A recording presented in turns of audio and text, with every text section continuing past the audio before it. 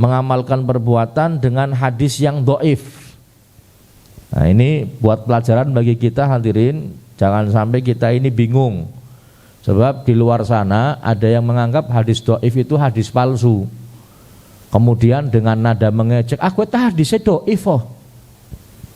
Kayak karo ngomongnya karo lambene karo rada-rada miring. Kita lambene dhaif oh kayak karo itu. Nyetilin men bleh. Nyetili bleh. Pernah krungu wong iki bleh? Pernah ya. Nah, ini supaya tahu dasarnya hadirin. Nah, kenapa kita pentingnya ngaji? Supaya tahu dasarnya. Apa sih hukumnya mengamalkan amalan tapi hadisnya dhaif? Contoh, mungkin keutamaan puasa Dzulhijjah, keutamaan puasa, ada hadis yang dhaif hadirin. Dhaif hadisnya. Cuman kalau hal itu adalah untuk keutamaan amalan, maka ulama sepakat tentang kebolehan melakukan amalan tersebut walaupun hadisnya dhaif. Paham ya?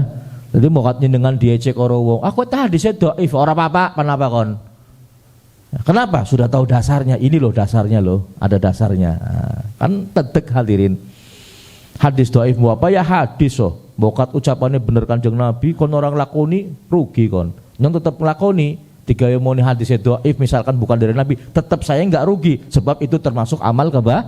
Contoh hadirin, jenengan misalkan puasa Dzulhijjah atau puasa Rajab, hadisnya dhaif, misalkan tahu misalkan kasarannya sudah pahit-pahitnya Rasulullah nggak pernah ngomong tentang puasa Rajab, memerintahkan puasa Rajab, tapi ada perintah puasa secara umum. Paham ya? Kira-kira hadirin, bagi orang yang melakukan atau orang yang meninggalkan, kira-kira yang mendapatkan keuntungan yang melakukan atau yang meninggalkan? Yang melakukan hadirin. Yang mendapatkan kerugian siapa? Yang melakukan atau yang meninggalkan? Yang meninggalkan. Sekalipun kasarane niki pahit-pahitnya misal, ternyata Rasulullah nggak pernah mengatakan demikian, tetap dapat pahala. Apa? Pahala puasa secara umum. Paham ya?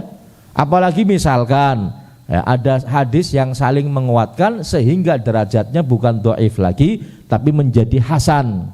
Nah, ini pelajaran hadis hadirin.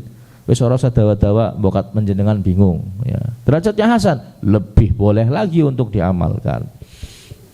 Kita lanjutkan. Qalal ulama'u minal muhadditsina wal fuqaha'i wa ghairihim. Berkata ulama dari ahli hadis, wal fuqaha'i dan para ahli fikih, wa ghairihim dan ulama-ulama yang lain, yajuzu wa yustahabbu al amalu fil fadaili wat targhib bil haditsid dhaif ma lam yakun maudhu'an. Boleh hukumnya, bahkan disunahkan, dianjurkan untuk melakukan satu amalan yang termasuk dalam fadhailul a'mal atau keutamaan. Apa yang dimaksud dengan fadhailul a'mal? Maksudnya ada amalan yang apabila dilakukan kita akan mendapatkan keutamaan. Contoh puasa di bulan tertentu, ada keutamaannya, bukan hal yang halal ataupun haram. Untuk menentukan halal dan haram tidak boleh pakai hadis dhaif, harus pakai hadis sahih atau hadis yang hasan. Atau bab-bab tertentu yang bukan fadhailul a'mal, maka harus pakai hadis yang sahih ataupun hasan.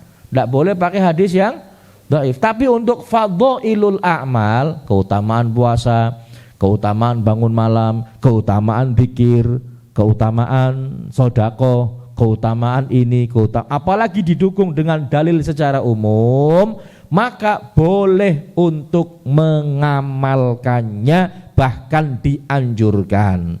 Wat targhib, begitu juga tentang anjuran. Kalau ada hadis dhaif menganjurkan berbuat ini, menganjurkan berbuat baik ini, menganjurkan puasa, menganjurkan sedekah, menganjurkan ini, maka boleh saja mengamalkan anjuran itu dengan hadis yang dhaif. Wat tarhib atau peringatan, kau jangan melakukan perbuatan yang enggak baik ini, kau jangan melakukan perbuatan yang enggak baik itu, kau jangan menyakiti orang lain. Ya, menyakiti orang lain kan secara umum ada dalilnya hadirin.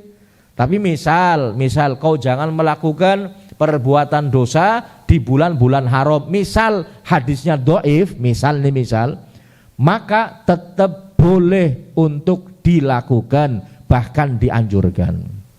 Bisa dipahami hadirin?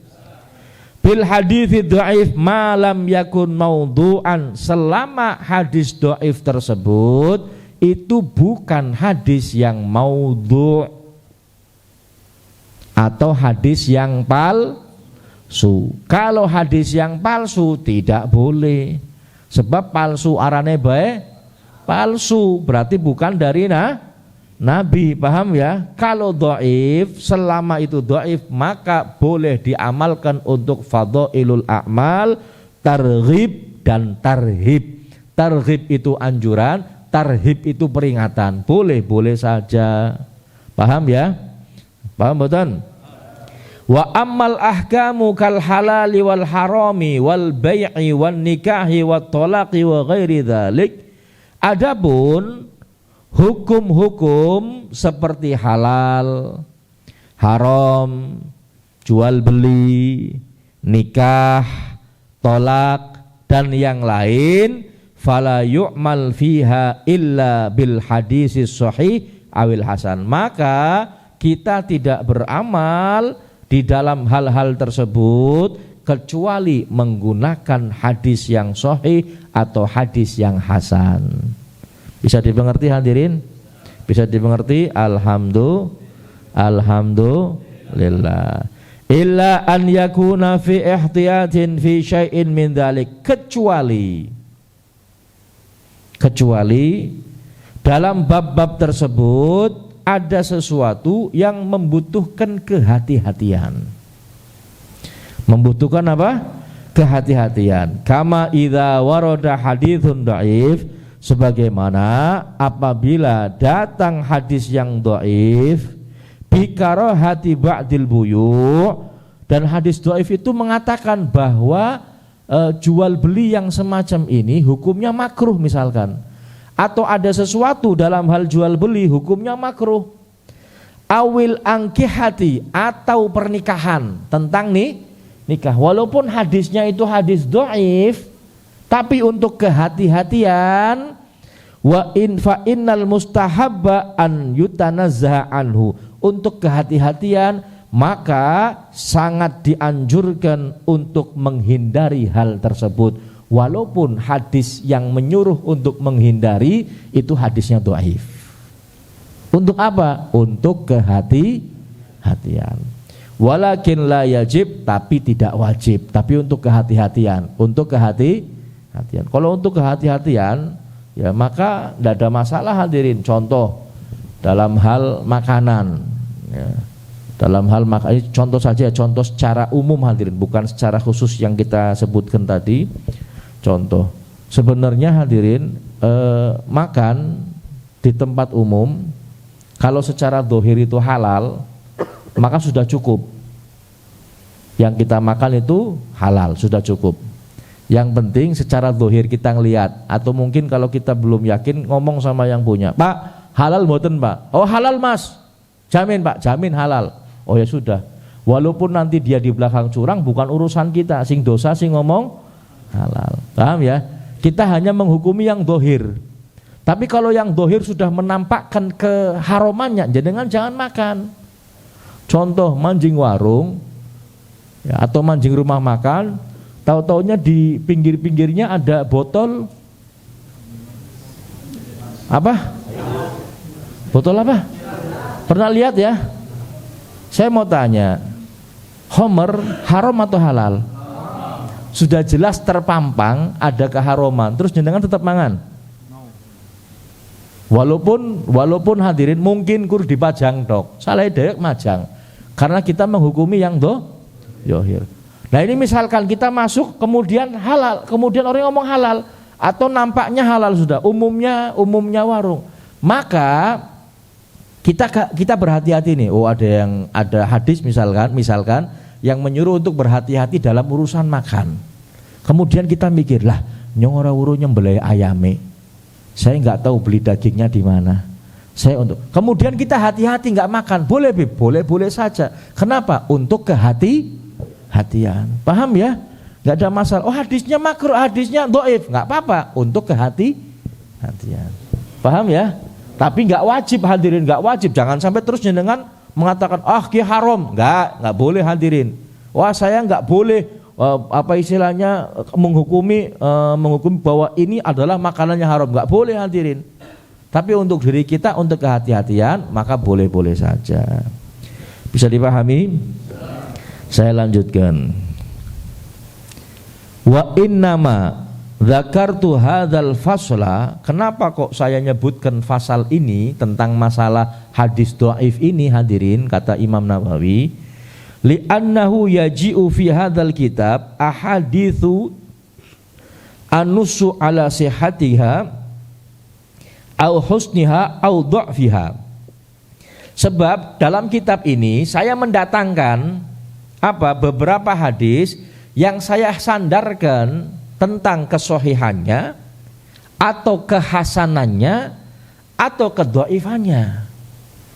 Au askutu, atau saya diem, saya enggak menyebutkan anha, hadis itu hadis dhaif, sahih atau hasan, saya enggak menyebutkannya. Lidzuhulin andalika au ghairihi. Kenapa? Karena mungkin lupa atau membingungkan, enggak saya sebutkan. Atau mungkin sebab yang lain. Kenapa kok disebutkan seperti itu? Kadang disebutkan, kadang enggak disebutkan. Disebutkan hadis sahih, dhaif, hasan. Kenapa? Fa'aradtu, saya ingin, kata beliau, anta taqarrara hadhil qaidatu inda mutali'i hadzal kitab.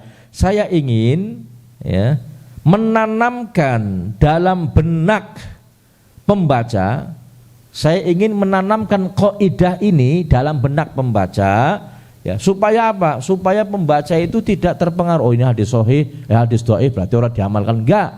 Jadi dijelaskan seperti ini supaya tahu, ini tentang keutamaan amalan, maka boleh untuk dilakukan. Paham ya hadirin ya?